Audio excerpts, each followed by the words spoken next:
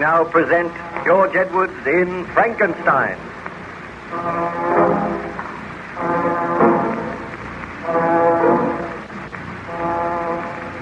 Baron Frankenstein passed away the tedious days on the good ship Voyager by relating his tragic experiences to Captain Walton. The Voyager was icebound somewhere near the North Pole, and day after day a howling blizzard raged. Captain Walton became worried, and the ice pack grew higher. He confided his worry to Baron Frankenstein.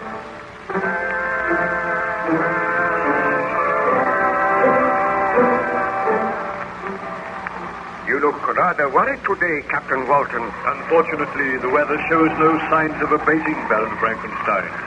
Have any of your men seen any trace of the monster? Has he attempted to visit the ship again? No one has seen any trace of it. Let us hope it has perished out there in the blizzard. I hope so, but I very much doubt it. Do you feel inclined to tell me some more of your story? Well, I have told you how the child William was murdered, and on examining the body, I formed the conclusion that the murder had been committed by the monster.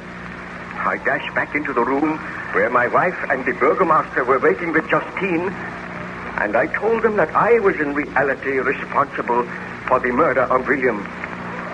They looked at me in some amazement. And then my wife... Victor, what are you saying? It is true, Elizabeth. The monster killed William, and I created the monster. He has done this for revenge because I refused to grant his request. Do you not agree with me that Justine was guilty of the murder? I swear that I am not guilty. You can release Justine. She is innocent. Burgomaster, did I not set you and your men to search for the monster? The monster which you say you created. I like the story, Baron Frankenstein. Understand, Burgomaster, that people do not doubt my word. I say that Justine is not guilty of this murder. Take your men, go and search for this monster. Then you will find the murderer. Had you examined the body closely, you would have seen the marks on the throat. I am sorry if I have given you offense, Baron Frankenstein. I was merely trying to do my duty. I appreciate that. Will you go now? Seek until you find this monster. Have no mercy. Shoot him on sight. We will do that. But of a truth, I have never seen the creature. Is it true that he is your creation? That you made him in a laboratory at the back of this house? It is true. Now go and do not question me further. Find him and kill him. Come, you men. There is much work to be done tonight. We will take our leave, Baron Frankenstein. Baron Frankenstein, I go to my knees and thank you for saving my life. I thank you for making them release me. All right, Justine. Now go. Yes, I wish to speak to the Baron, and I do not wish to be disturbed. I will go, and believe me, I will sincerely mourn the child. What have you to say to me, Elizabeth? You are a murderer, Victor. You were right when you said you were responsible for William's death. It was through your own obstinacy, your headstrong stubbornness, that the monster was brought into being. Ernst and I pleaded with you. We begged you not to proceed with this experiment. But you turned a deaf ear to our pleas. And as a result, Julio and William have been murdered.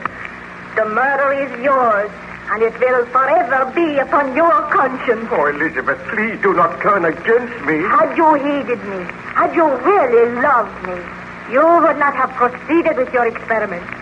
You would have married me and destroyed the form which you had made. But you were selfish. You wish to win fame. And what is the result? Oh, I hate you, Victor. Oh, Elizabeth, you do not mean that. Oh, that child's body lies in this house, mutely crying for revenge. And yet you stand here and try to justify yourself. What can I say to you, Elizabeth? Are you going to let that monster live? Are you going to let it roam the countryside, leaving a trail of death and misery? Why are you not out searching for it? Why do you not destroy this evil thing? Very well, Elizabeth. I admit that I cannot justify myself. I will go now And I shall not return until I have slain the monster. No, Victor. I do not mean what I said. If you go out there, the monster may kill you. You have shown me my duty very plainly, Elizabeth. I will go, and I trust that I will return. You must not go, Victor. The shock and the grief caused me to speak like that. I do not hate you. I love you, and I want you to stay here. It is because of my love for you I want to repair the great sin which I have committed. You cannot go. Remember, Ernest Corval is coming tomorrow. Tell him what has happened, and do not fear for me. Goodbye. Did you succeed in finding the monster, Baron Frankenstein? Well, I wandered out into the night. I walked through the woods. I traveled for miles until I was footsore and weary. But still I saw no trace of the being which I had created. And then, just as dawn was breaking, I came to a little clearing at the side of the woods. I looked around curiously, and then eventually I heard a woman sobbing. I hurried in the direction of the sound, and as I came through the woods, I saw a peasant's cottage. Outside the cottage, a woman was kneeling beside the body of a man. She was weeping bitterly. I approached her.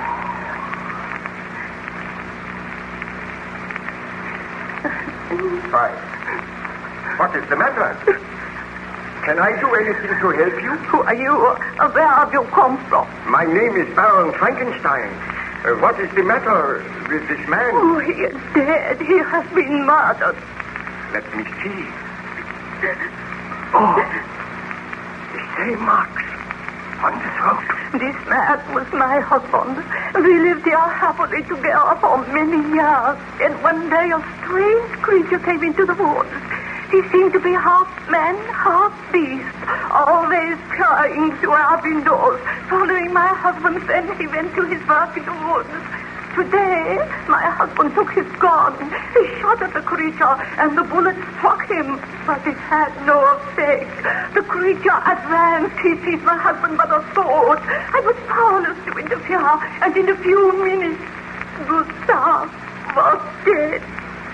Then the creature ran into the woods, saying that all men were his enemies. Leaving a trail of death and misery. Oh, will you help me, sir? What can I do? I am so afraid. We will take your husband's body into the house. I will return to town, and you shall come with me. It is not safe for you here. What is this strange creature? Where did he come from? He terrifies me. It will help me to carry your husband's body down gently now. Bring it in here. Come on, this way. There. We shall lay it on the couch. What can I do? Oh, Gustav, my husband. Take comfort. Although there is little I can say. Oh, what? Listen. The monster approaches. Oh, we are not safe. We shall be killed. Greetings, Frankenstein. I thought that you would follow me. I have followed you so that I may kill you. This time I have a gun. You cannot kill me. We shall see. I am wounded, Frankenstein, but I will not die. You are the second man who has tried to kill me today, the second man who has wounded me, who has taught me the meaning of physical pain. Let this woman be gone. We have much to say to each other. I will go. This creature is a devil. He cannot die. Poor woman. Why did you kill her husband? Because he was my enemy. All men are my enemies. And I take that gun from you, Frankenstein. You devil! You are so strong! Now we can talk. This woman will not return. She will run to the town for aid. I am the most wretched being on this earth. You are my creator, Frankenstein, and yet you despise and spurn me. You gave me life, a life that is filled with misery and wretchedness. You gave me this hideous form which turns all men against me. Do you expect me to love all men? Why did you kill the child? Why did you kill this poor peasant? Because he strove to kill me. Have I not the right to defend myself? Why do men strive to kill me? Why do they shudder when I appear? Is that not your fault, Frankenstein? Have I not suffered enough? Do you not think I have been punished? Everywhere I go, I seek bliss and happiness. But I am excluded because I am a hideous monster. Misery made me a fiend, but it is in your power to make me happy. Then there will be no further death, no further misery. When first you brought me to life, I was a poor, helpless, miserable wretch. I knew and could distinguish nothing, but I could feel pain, and I spent my days in weeping and misery. I will remember one day when I was oppressed with the cold. I was wandering in the woods. I found a fire which had been left by some beggars. I was overcome with delight at the warmth I experienced. I thrust my hand into the embers. I quickly drew it out again with a cry of pain. Thus did I learn the meaning of physical pain. But I have had greater suffering than that Frankenstein, wandering in loneliness. And yet you could give me happiness. I watched this couple whom you call peasants. They were happy. They loved each other. A love which I could never know. I wished to be friendly with them, but they fled from me, viewed me with hatred and loathing. The man strove to kill me. Then he died. Tell me, foul monster, why did you slay the child William?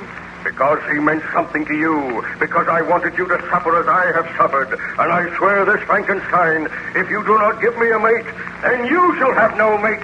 I shall slay your wife. You dare to threaten to kill my wife? I swear that unless you start work very soon, unless you commence to create another creature, then your wife shall die. What happened, Baron Frankenstein? Did you agree to the conditions imposed by the monster? Oh, I can tell you no more today, Captain Walton. The memory of those horrors is still too fresh upon my mind. Return later, and I will continue with my story.